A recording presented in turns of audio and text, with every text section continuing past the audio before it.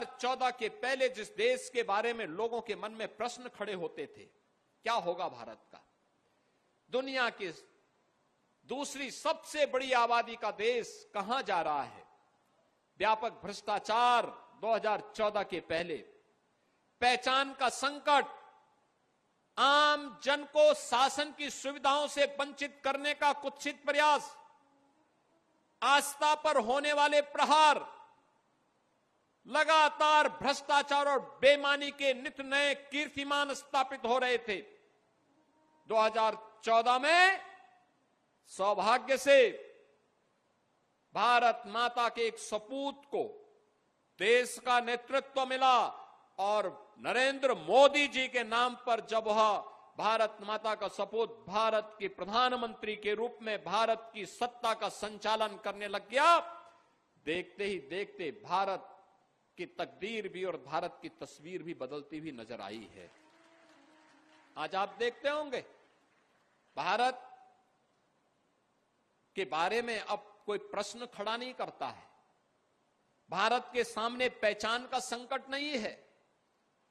भारत आज दुनिया की चौथी बड़ी अर्थव्यवस्था बन गया है और अगले कुछ महीनों के अंदर भारत दुनिया की तीसरी बड़ी अर्थव्यवस्था बनने जा रहा है। यानी भारत से बड़ा इसके बाद केवल दो देश रहेंगे अर्थव्यवस्था में, एक अमेरिका, दूसरा चीन। बाकी सब पिछड़ते जा रहे हैं, भारत से पीछे होते जा रहे हैं। भारत में आज आप देखते होंगे लखीमपुर खीरी की सड़कों का जो कनेक्टिविटी है, 2014 के पहले क्या हालत थी, आने जाने में दिक्कत थी, कोई पहुंच नहीं सकता था, गांव-गांव में सड़कों का अभाव था, बिजली नहीं थी। आजादी के 70 वर्षों तक भी लाखों गांव और मजरे ऐसे थे जहां तक बिजली नहीं पहुंची थी। करोड़ों घर ऐसे थे जिनके पास, नागरिक ऐसे थे जिनके पास सिर ढकने के लिए छत नहीं था। करोड़ों लोग ऐसे थे जिनके घर में शौचालय नहीं था। करोड़ों लोग ऐसे थे जिनके पास उज्ज्वला योजना का कनेक्शन नहीं था।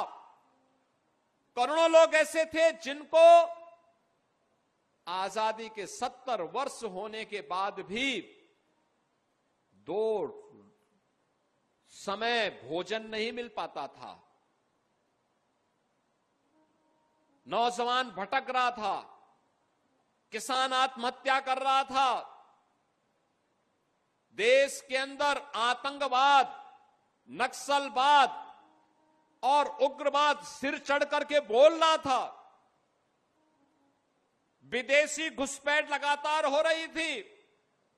भारत की सीमाओं पे भारत के दुश्मन लगातार भारत को चुनौती देते थे।